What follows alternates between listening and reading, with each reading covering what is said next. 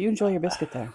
I'm going to enjoy my biscuit and ponder what these questions could possibly be and how they could see somehow counteract my spontaneous winging capability.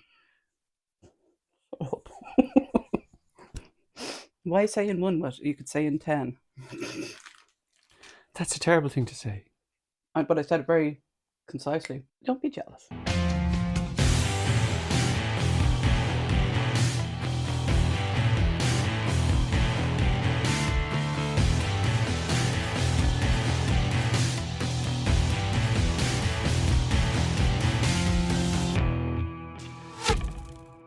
We are slurping and munching right now anyway. Yeah, these are really nice. You haven't even eaten it? No.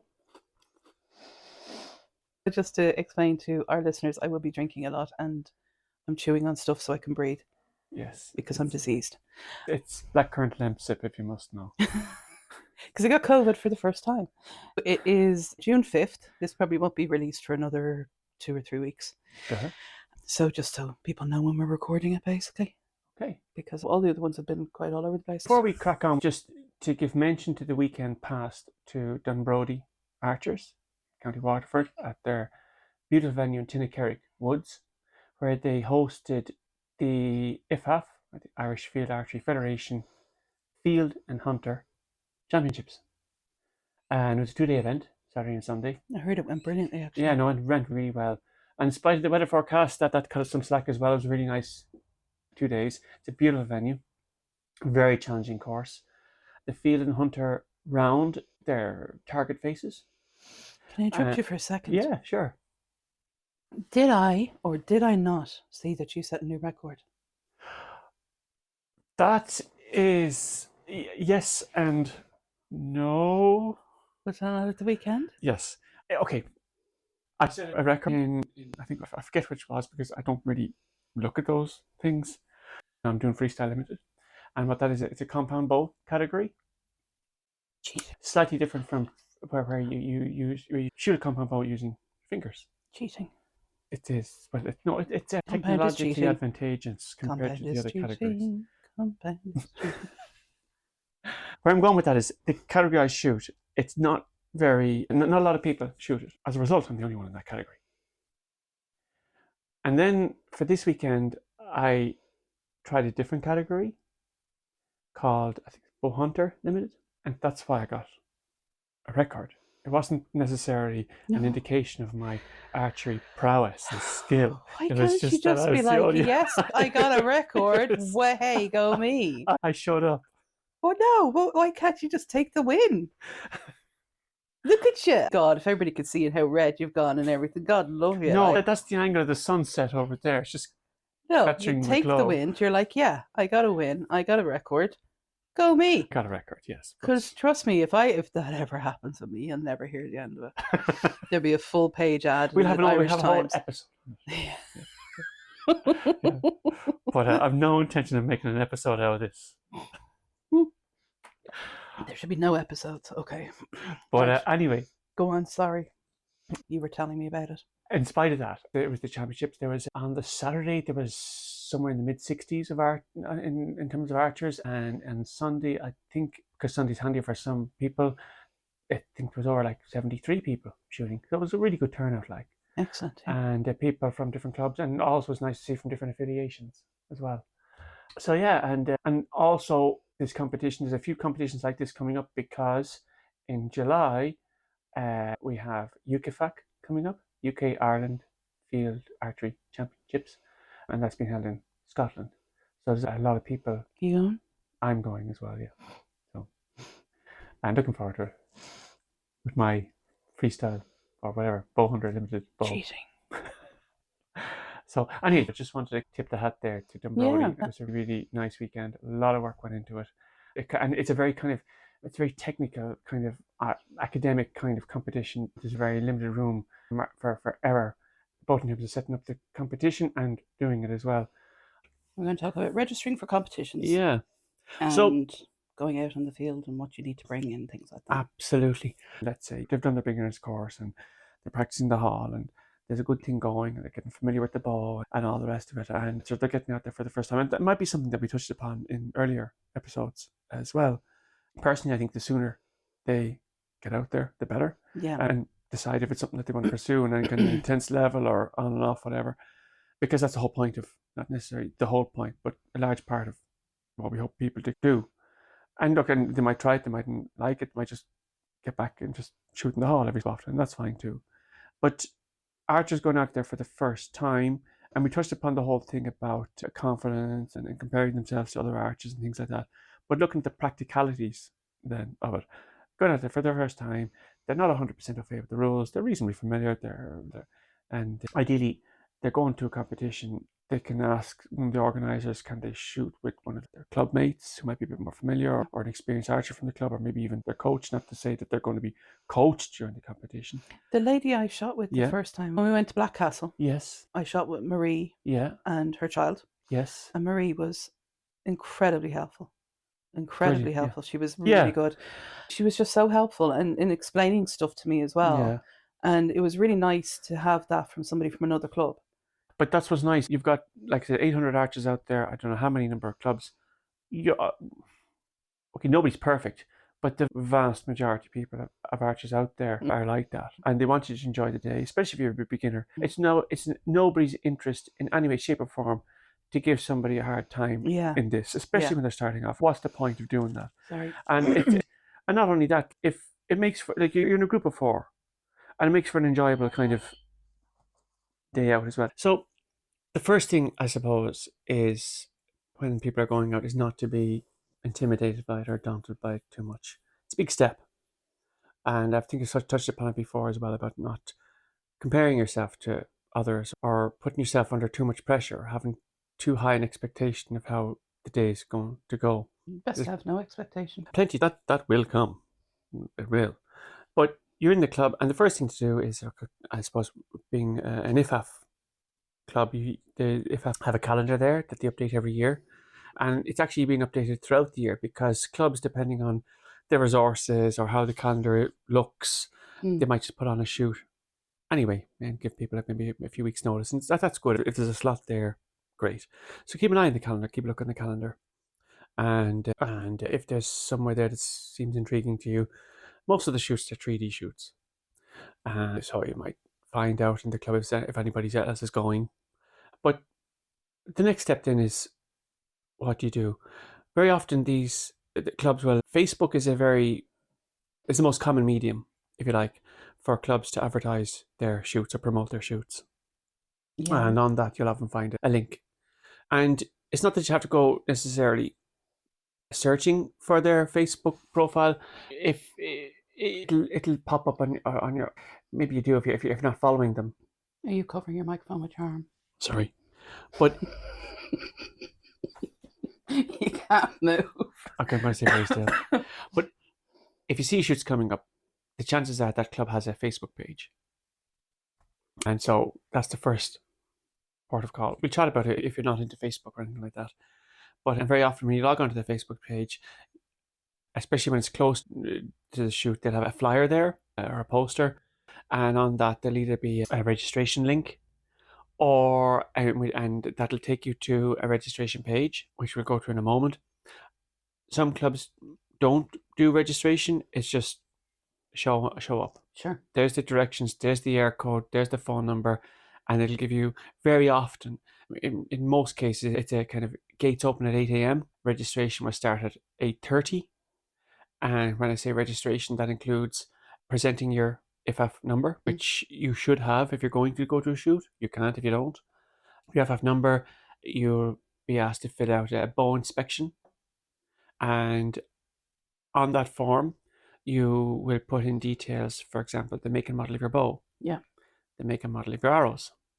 The make and model of your binoculars, if you have one. You'll put in details like your registration number, which most people put in their IFAF number. Their name, their bow style, their age, their category, things like that.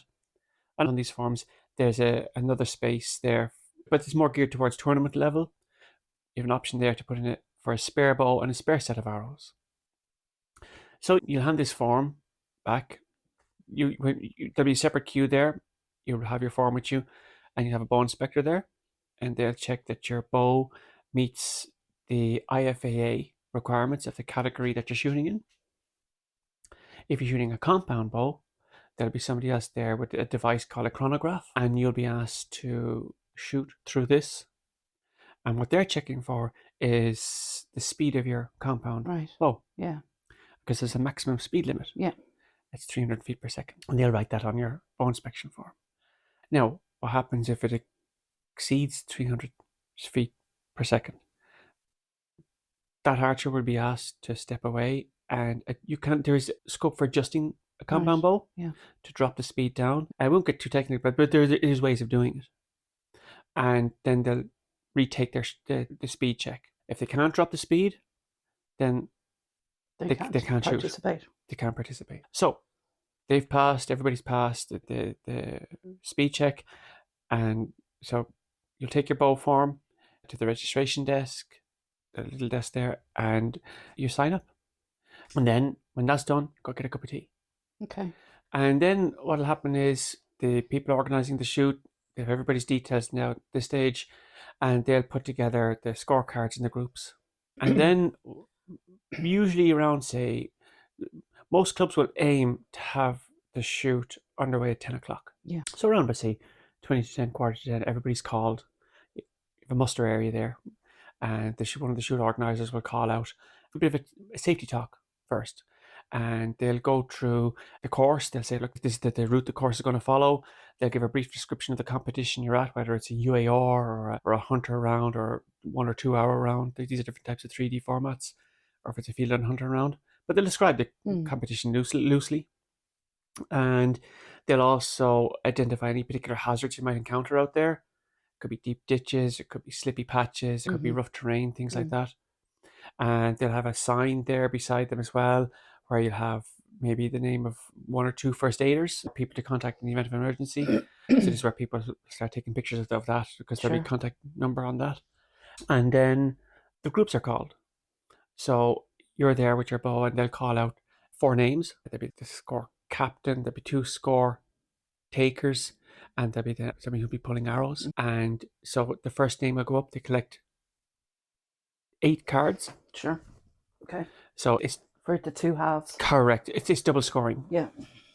And then everybody is led out to their respective starting positions or target number, because when they call out your name, they'll also call out your target number as well. Archer A, Archer B, Archer D, A, B, C, D.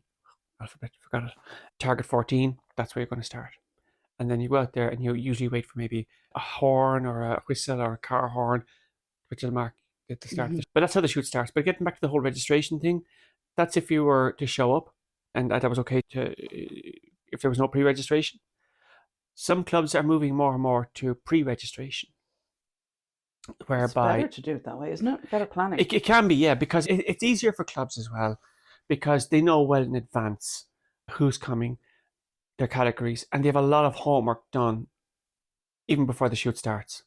They're not collating all this information on who's coming in there and then. I just went to drink the candle instead of the tea. I'm so sorry for it. It's okay. I nearly died out. I thought there was something. You went white there. You looked at it. One episode about tomfoolery. Sorry, go on. But yeah, more and more clubs are doing pre-registration, and it's causing a little bit of a debate out there, and that's fine. No. Why is it causing a debate? Because some archers, to be fair, for whatever reason, might only decide the evening before if they're able to make a shoot or not. Okay. And that's fine too. So so some clubs might say pre-registration only. But this is something that's just only time will tease out the effects of, whether it's a good idea or a bad idea, or whether both those scenarios need to be accommodated. Okay. But so you might have a situation where clubs will say pre-registration only. But whether they do pre-registration only or pre-registration as an option, it still gives clubs that little bit of forewarning or preparatory information as to who's going to come along. So they get some homework done at least. But the thing, like, if somebody has a medical condition or something, surely you'd want to know that before. That's true as well, because in most pre-registration forms, there's a little comments field as well, where you can put down any additional information. And that's a really good point, whether somebody's got an underlying condition or whatever reason, or even if they might just say, look, I might need to leave the shoot early or something like that, Yeah. or whatever. But even like that as well, and getting back to the whole beginners heading out there, and this is where it's advantageous to have that option too. If somebody's venturing out there for the first time, put in the comment field and don't feel bad about it. Look, I'm a beginner. It's my first competition, and I'm only getting familiar with the rules and the layouts and things like that. And when the organisers see that, they go, "Oh, look, Yeah. there's Owen. It's his first competition. We're going to put him with A, B, and C because everybody's sound, or most people are sound out there, but they'd be particularly accommodating, shall I say. Yeah. And that's the flexibility it's going to be, because that's how everybody has to start, Yeah, and so that's the whole registration part. Okay. So, do you want to drink a coffee before I go into my questions? We need to look after the beginners, Roberta. We do. My advice, for what it's worth, as a beginner, to somebody going out and shooting for the first time. Yeah. Going out packed like a donkey. Suits me fine, actually, to be honest with you. I have my purple backpack, and in it I have, under it, I have my little foldy stool. Yeah. I didn't bring my sticks last time because we were supposed to be on flat, but we weren't. So I didn't bring the sticks. But what are they, hiking sticks or whatever? And then I have in there my headband. I have drinks. Yeah. And I'm trying to remember what else I have. But you don't have all of that. What? You don't have a backpack. You don't have drinks. You're just like, hey, I'm here. I have my quiver. I have my bow. Come on, let's go. And I'm sorry, I'm packing up the kitchen sink. Can you wait? Everybody's different. It's okay. And just to put it in context. Is that a nice word? Yeah. Okay, context. All right. Okay. Not the best. Okay. And up your game, please. Thanks. Sorry. I don't bring a lot. No. I just don't have some things in my quiver. I've got a couple of tools for my bow, and a set of really cheap binoculars, and I've got what else do I carry in there? I've got a pen, and that's it. Maybe I should carry more. I don't know. No, look, like for all of what I bring, I don't even bring a bloody pen. I've just realised that now. But this is what. But over time, it's not to say that you need to bring more or less, because people bring what they feel that they're comfortable, that they feel they might need. Yeah. And that's fine. Yeah. Some people bring a lot and they might never use any of it, but what they feel. But they bring what they feel will give them that cushion, or that bit of, if they need it, they have it. So if you're going out, look, from an essentials point of view, especially if you're going to the woods. What are the absolute must-bring items for a day of field or 3D archery? Okay. There's a deep end I just threw you into. I don't want to be smart or disingenuous, but look, obviously your bow and your arrows. And you were saying earlier that you can bring a spare one and spare arrows. You can, and you need to put that in your form. And do you carry them with you? You can. I think you can carry. No, again, I'm the experts out there, so don't hold me to this. You can carry them with you, but you're not allowed to use them. And you might have an equipment failure, or you maybe are halfway through a competition. You might need to but you can't interchange them during the competition because they're different specifications. Some people know their equipment that they know different arrows respond well to different distances in different scenarios. But for the most part, the reason you carry spare equipment is if for whatever reason a failure in the other one. But it's all about consistency. So if you've got a second set of arrows, they're the ones you must shoot with. And if you need to switch over, you can't just switch over on a whim.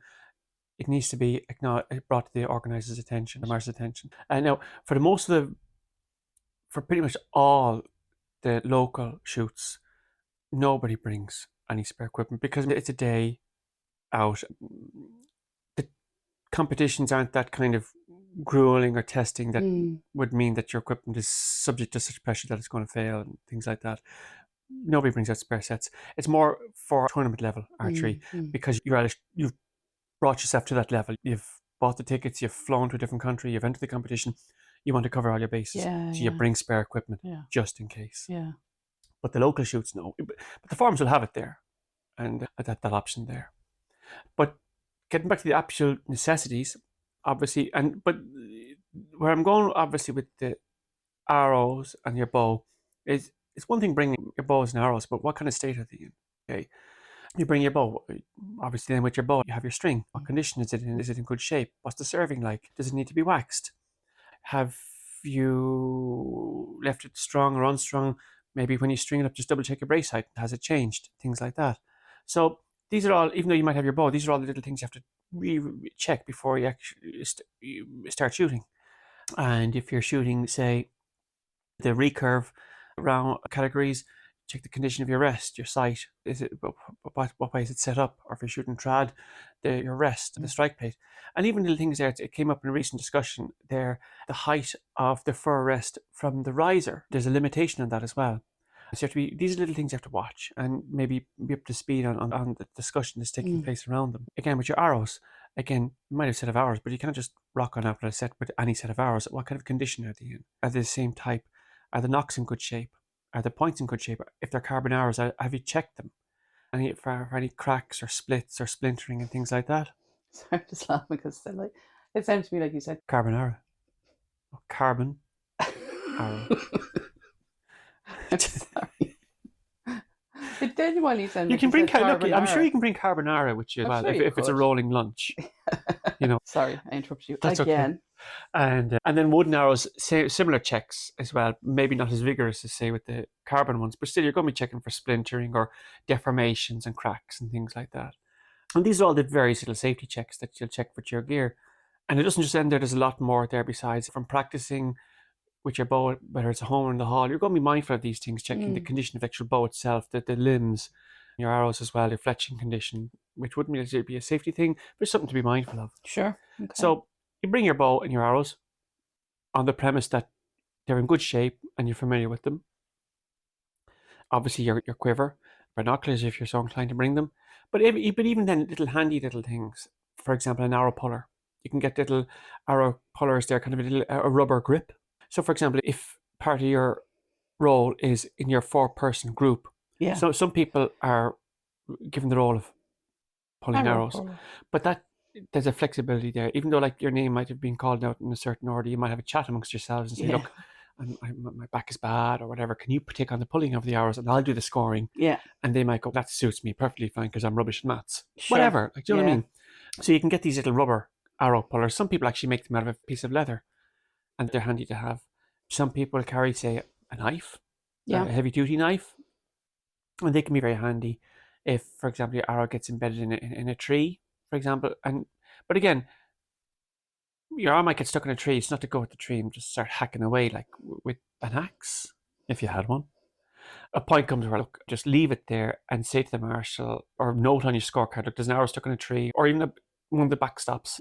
There's no point in destroying stuff for something that somebody can come out later and pull out with an arrow puller. You'll see some people going out there with knives like Crocodile Dundee, but for most part, a screwdriver is going to do, or a chisel is going to do the exact same job.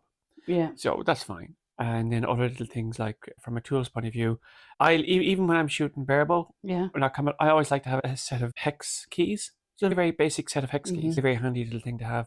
And you'd be surprised how, even for some of the ILF trad bows, they would have, say, a limb adjustment screws on them. And sometimes you might hear a little rattle when you're shooting and hear it's coming loose. Yeah. A little set of hex keys is probably the handiest little tool you can have. Yeah.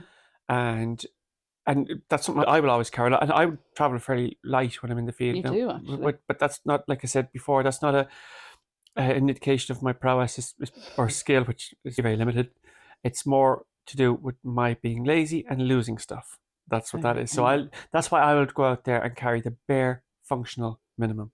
But I always carry a little set of hex keys. Another little thing I'll carry very often is a little set of a little string repair. I have it right fine-tuned down that it'll fit into an old glasses case. Okay. And in there I've got a spool of serving, a small stick of hot glue, a lighter, little knife. Okay. Because no spoon, no, and no room for carbonara either. A few little basic things like, and in there a few spare knocks as well. Okay. Because that's the thing, that knocks are disposable items, because it means sometimes they get damaged or whatever. Never shoot an arrow with a damaged knock. What they cost is whatever, 1-2 cents. Take it off, put it in your pouch, put in another one. So I carry a few spare knocks and that little thing as well. But the reason I carry that is, again, it's happened on so many occasions. You'd be going at a shoot, and somebody in your own group, or in the group ahead of you or behind you, you hear them like, "Oh crap, my serving's gone." And it's nice to be able to help somebody out like that because it's a very simple, easy fix. Mm. Because if you keep shooting with bad serving, it's just going to keep unraveling, and eventually you've got nothing there for something that's so easily fixed. So I keep a small little string kit with me, tiny little one. And do you Yep. wax your string right before the shoot, or I seconds before, or what? do. Sometimes I try and I'll have my string waxed. Now, whether I do it immediately before the shoot or at the shoot, I may or may not. I might, but I'll try and wax. If I'm shooting, let's say if I'm practicing every day, but I don't get to do it now these days. But that's okay. But when I was practicing every day, I'd wax my string maybe once a week. I don't think I've ever waxed mine. Okay, but that's that. Yeah, but look, it depends on conditions as well. If you're out shooting a lot, you'll obviously wax it more. And sometimes if you're out in, say, wet conditions as well, it's always good to have maybe your string pre-waxed. Because I think I've mentioned it before, if your string gets wet, it can be very heavy. Like I was shooting at a shoot there in Drewstown there, and I didn't do well at all because, again, I'm not practicing. But even at that, there was a heavy downpour. And while my arrows at one stage were hitting the target, well, the couple were, after the shower, they were just going right in the ground. Huge difference. So that's where the benefit of waxing your string can come in. It doesn't matter where you get the wax from. There's different types of wax. You can buy some of the proper kind of bow manufacturing wax, like there's, and they've got a kind of a silicone-based kind of content. It's very easy to put on, and it almost disappears. And it gives a nice kind of coating when you rub it on as well, nice consistent coating. Then you can actually use just straightforward beeswax.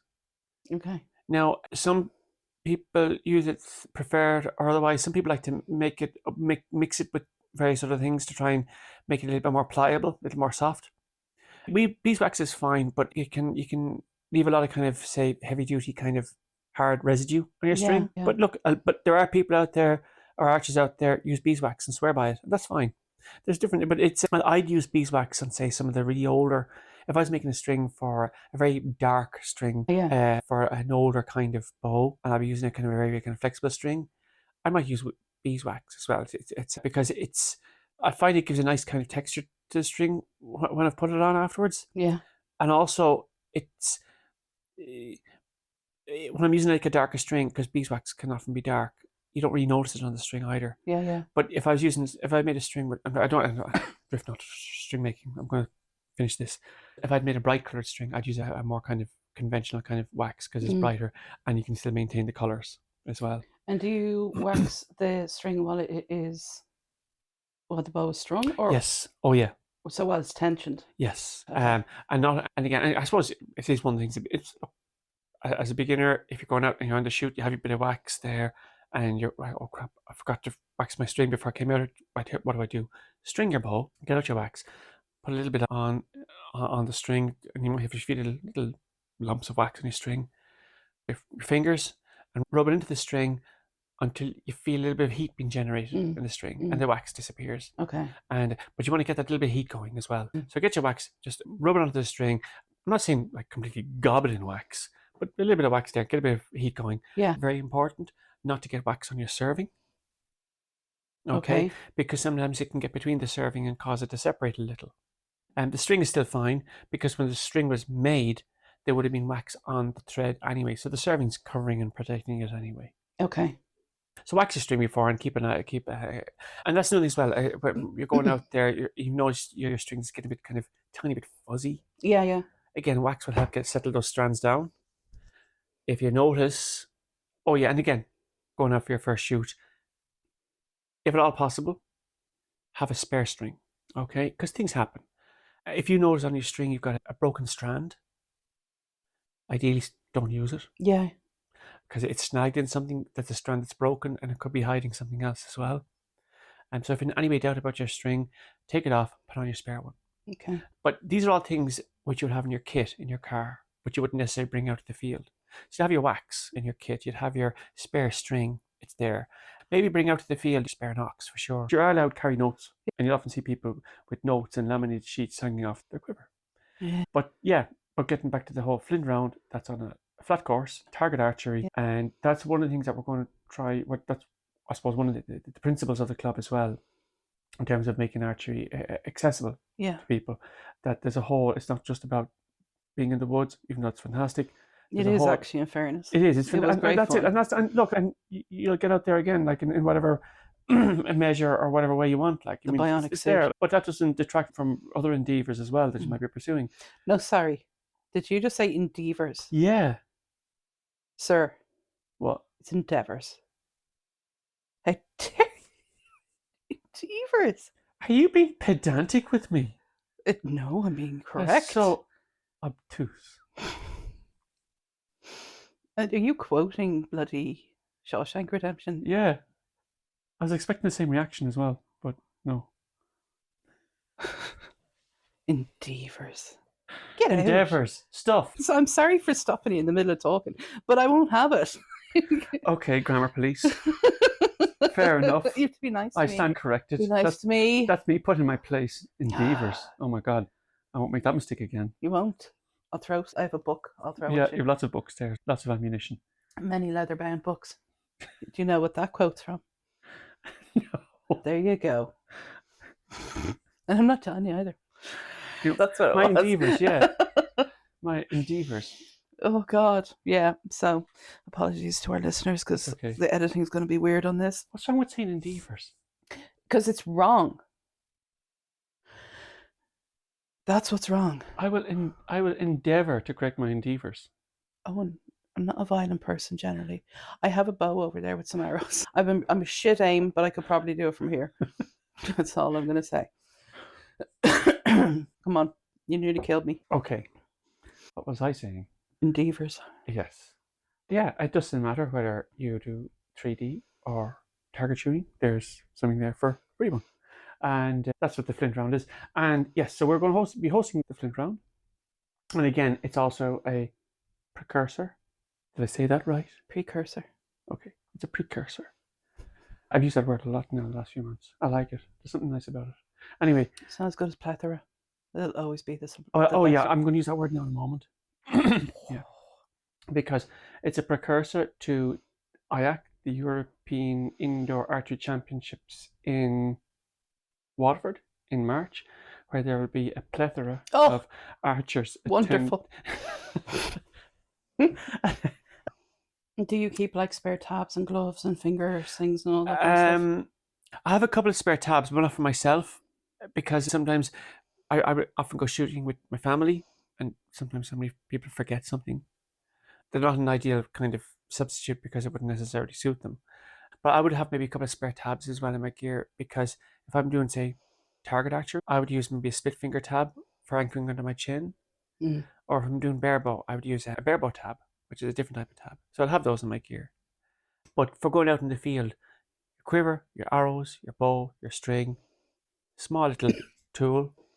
Like it's a personal thing. I obviously, if you're shooting longbow or historic bow, you don't need that little hex key thing. So you have that. Maybe a knife. Then binoculars. If again, under no circumstances, a rangefinder. No way. Big no-no. Yeah. And that's in the rules. And so that is your equipment. A pen, plenty of pens.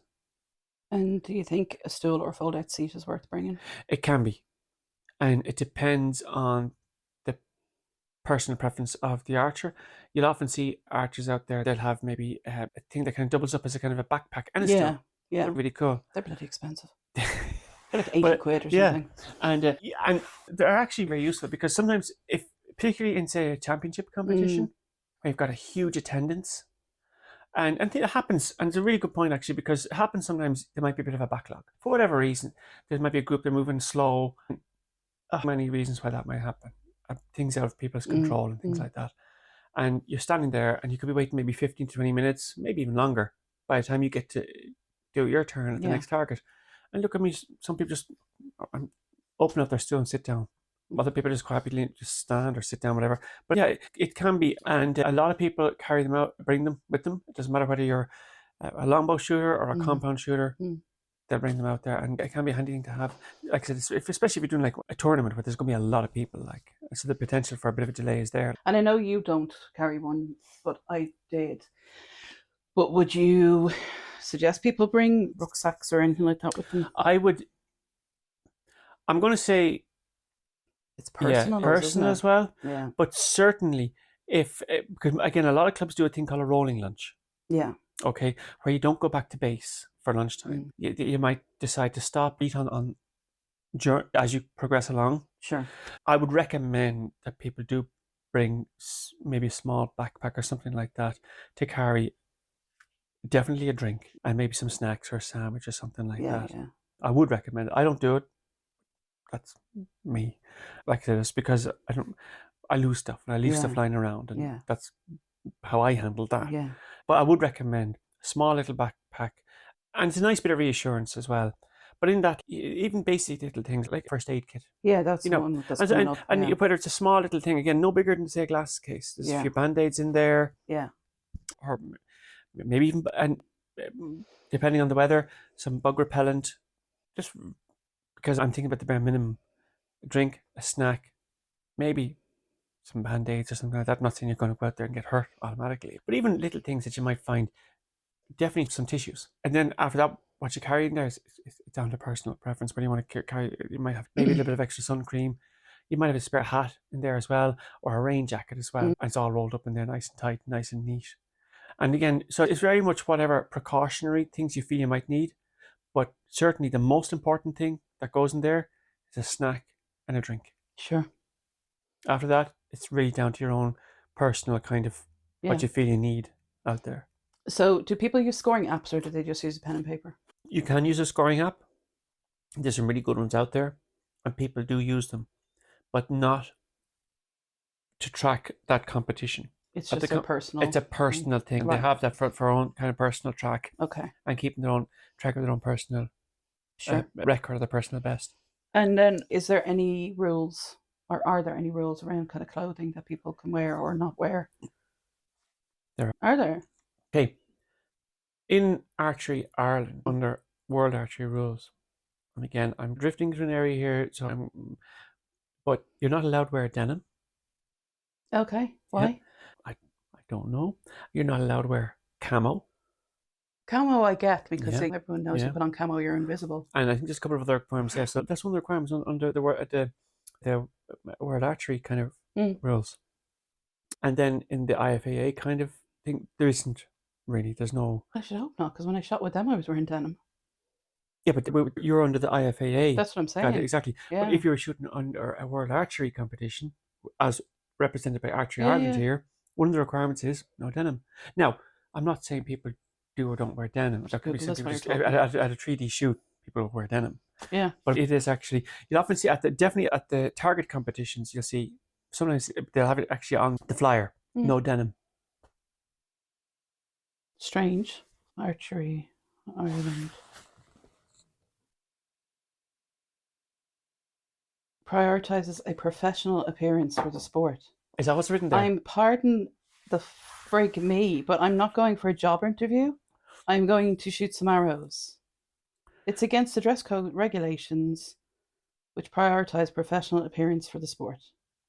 And actually, because I'm curious now, what does it actually say there about what you can and can't wear? Because I know denim and camo is off the cards. It's basically the rule is in place to maintain a certain standard of dress and avoid any association with hunting or casual attire. Let me actually find. So yeah, casual attire. Sports clothing must be worn by all athletes shooting in Archery Ireland competitions. Denim is only allowed to be worn in field or 3D. Okay, fair enough. I take it back then about the whole 3D thing. Sorry. And under no circumstance is camouflage clothing to be worn at any competition.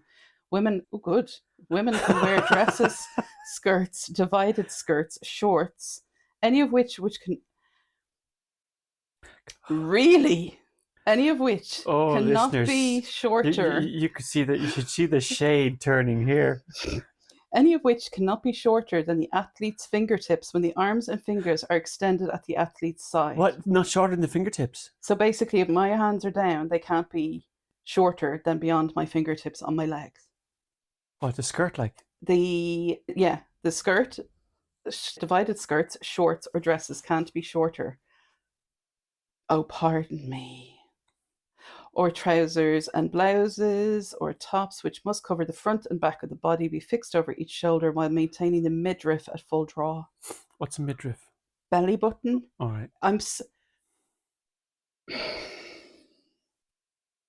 Again, with the men, they should have to wear trousers or shorts which can't be shorter than the athlete's fingertips when the arms or fingers Arms and fingers are extended at the athlete's side, and long or short-sleeved shirts, which must cover the midriff at full draw. Apparently, we've gone back to the 1800s. I've never been called out for exposing my midriff. Like, I'm sorry, but I get it. They don't want people in booty shorts. Absolutely. I don't need to see your ass cheeks hanging out while you're shooting an arrow. But at the same time, what are they going to come with a ruler and rule where your fingers are and everything? That's antiquated, in my professional opinion. That's awful. So anyway, yeah, there we went off target. So yes, I'm going to go burn my bra now. Archery attire.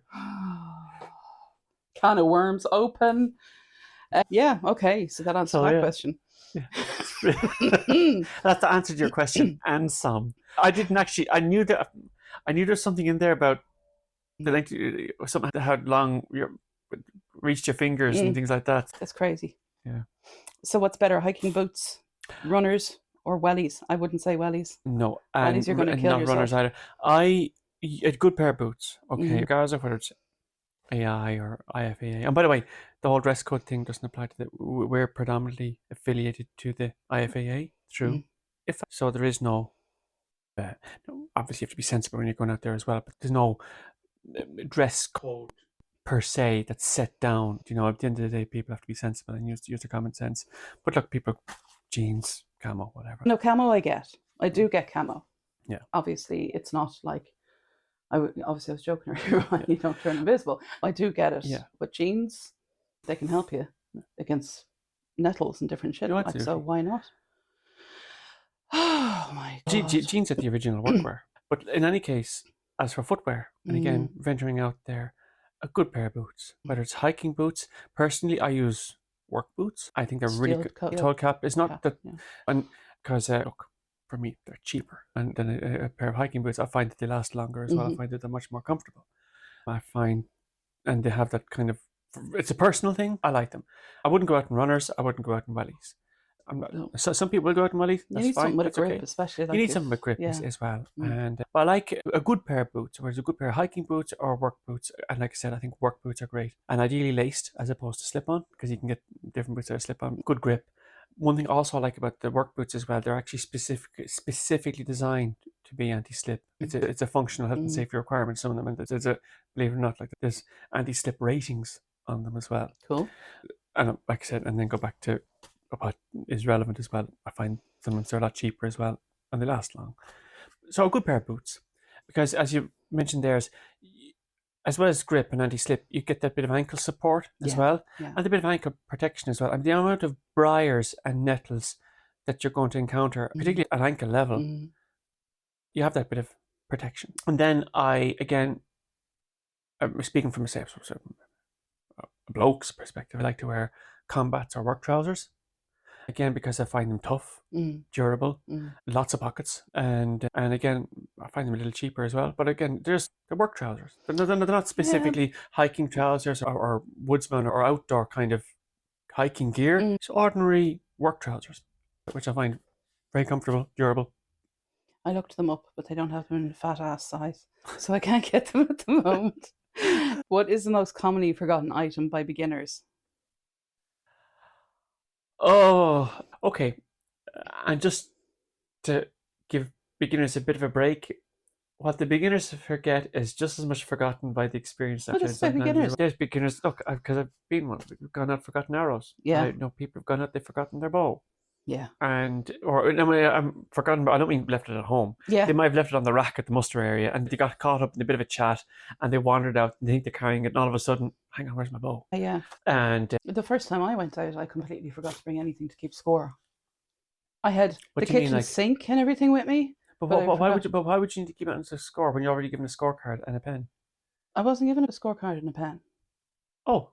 You guys were. But then you don't worry, because we're at scores. You don't. No, but still, you should get into that kind of frame of mind where you have that kind of thing. What you can do is, again, what people do is, because if two people are scoring, that's their job, that's their function. Okay, so you don't have to worry about that. But what you do is, at lunchtime or halfway through or at the end of the competition, those scorecards are handed into the organisers. Yeah. One is kept by the organisers for logging the scores onto the system, and the other are given back to the archer. So there's your scorecard.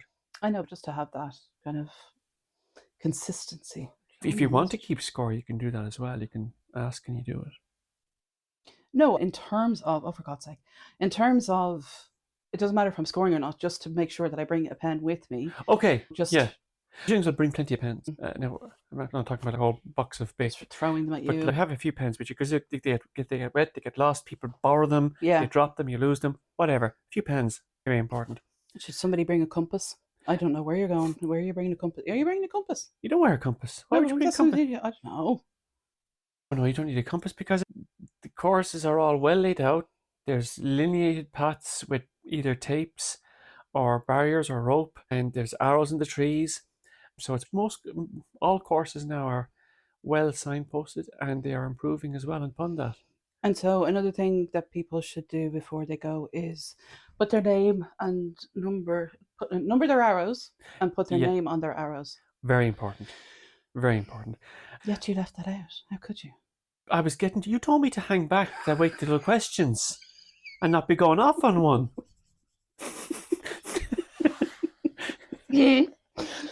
Oh God. Yes. Now that you've asked, we number the. So you number them and you put your name on them. You number them and you put your name on them. Do you put the club name on them? No, your name is fine because that's what's nice about the archery community as well. Once you start doing the first few competitions, you get known relatively quickly. And that's what's nice about it. People get to know, oh, that's Roberta. She shoots trad and she's from such and such a club and she's a lovely person, all that kind of thing.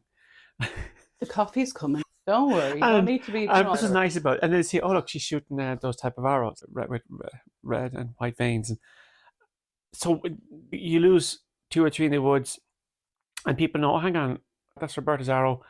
And they might message somebody in another club and might message somebody in another club and they might put it in their car because they're passing by and they get it back to you.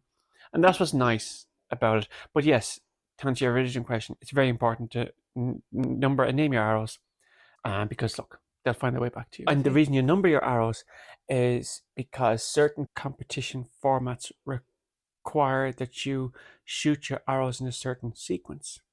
Your first arrow might have a different score compared to your 3rd or 4th arrow.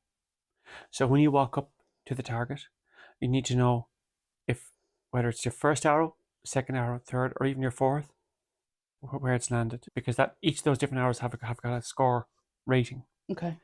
But that depends on the competition, which we'll maybe discuss for another episode of different competitions. But that's why it's important to number your arrows, because it depends on the competition. Okay. And obviously name them. Then when it comes to naming your arrows, some people use different ways of putting the names on their arrows. What if you get caught short out there? You get shot out on it. If you get caught short out in the woods. What do you mean get caught what if you short need the on loo? what? If you need to go to the loo? Yeah. You say it to your team captain and everybody's discreet about that. What, you go in the wood? Yeah. Oh. It's. What, do people create a curtain around you? Like, how does that work? No, we don't create curtains around you. We find our listeners hate me. I know they do. When nature calls. Yeah. What if you go over and you pop a squat and somebody comes by and they're like, hey, I have to shoot now? First of all, if you're popping a squat, nobody's going to come by and say you have to shoot now because that's not how it works.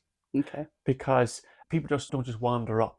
Okay, yes. You have your safety zone. As discussed in previous episodes, yes. And then what happens is you've got ownership of that particular lane while you're shooting it. Nobody else can shoot that lane while you're shooting it. Okay. Nobody can cross it, and there's definitely no walking back on the course. Yeah. So if you need to go wander a little bit down the lane, obviously within the shooting zone, or if there's another area, the backstop or wherever. I'm not saying that the entire woods is a public amenity. You're saying that behind the backstop is. But sometimes there is a necessity, and that's just the way it is. Yeah. And to be fair, sometimes people do need to take care of stuff, and there's a certain amount of discretion and kind of involved, and people have to be mindful of that. And maybe there's a whole other area in that we can touch upon. Maybe I never heard that expression, by the way. Pop a squat. No, copping a squat. Oh, copping a squat. Yeah. Okay, same thing, I suppose. Yeah. But anyway. Sorry, these are the things I think about. No, but they're relevant. And because people get caught out. Men, women, kids, whatever. People get caught out for whatever little reason. And that's where, for example, people assigning groups. They're mindful of these things as well when Yeah. people are going out, you know. Yeah. And if somebody needs to take time out for whatever reason like that, then there's discretion there, and it's shown, and whatever people need to do, as long as there's a safe area. And like I said, it's not that people are wandering back and forth. Anyway, when nature calls or something happens and somebody needs to take care of, say, some personal business, and if the worst comes to the worst, and it's not, if somebody can't do it there and then, or take care of it there and then, or whatever it is they need to do, there's no problem. There's a marshals there, and people will walk you back to the muster as well. Because the way the courses are set, they're set in a one-way path, and you walk back, and then take care of business, get you back out on the course, shooting again. And what is something people think they need but they don't? That's an interesting one. What is something people think they need but they don't? Oh. Okay, there's going to be detention. It's better be a good answer, Owen. Everybody's waiting with bated breath. Yeah, they're all, oh my God. Our nearly 40 listeners, woohoo, are waiting with bated breath. They're waiting with subscribers. They're waiting with bated breath. They won't be waiting for bated breath because you're going to edit this. No, so not. I'm going to put a countdown timer in the background as well.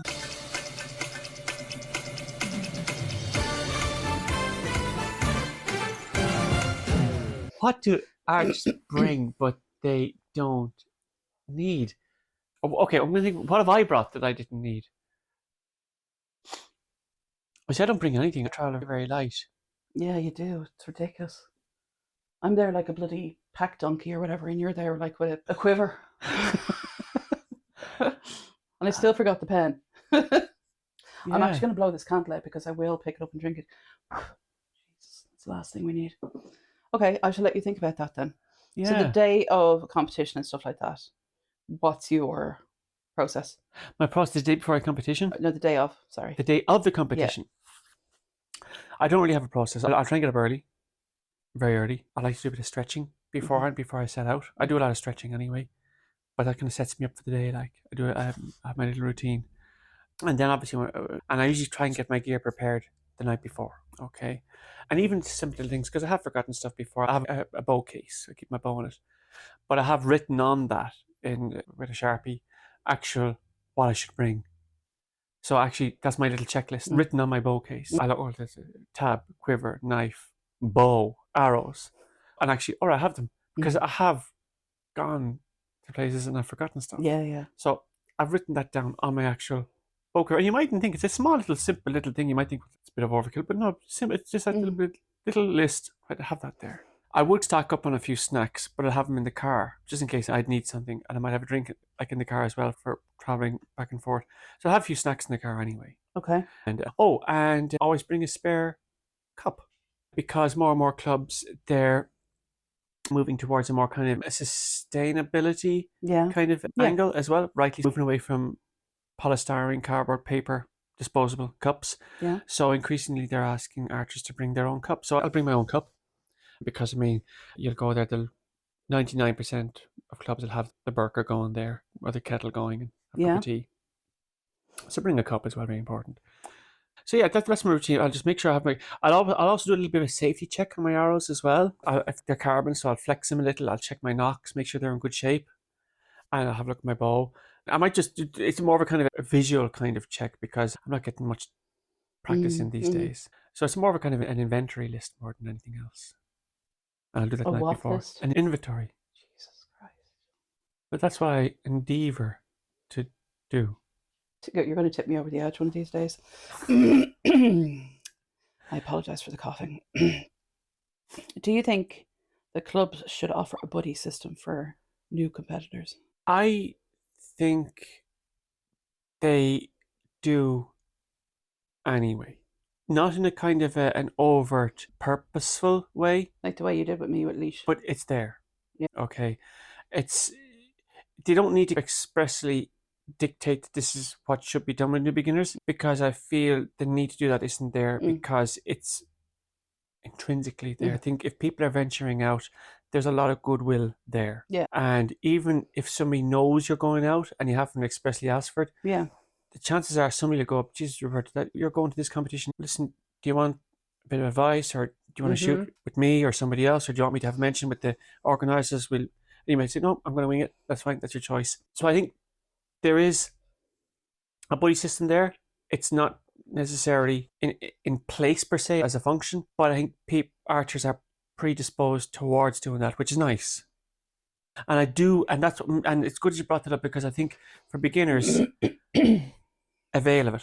Don't feel in any way reticent or shy about looking for that, because archers will be too glad to offer you. Because I mean, look, it's in everybody's interest that people are relaxed and enjoy it. Nobody wants to see people walking away from this because they have a bad day or didn't have the most basic of support. It's just so simple to give. Yeah, fair enough.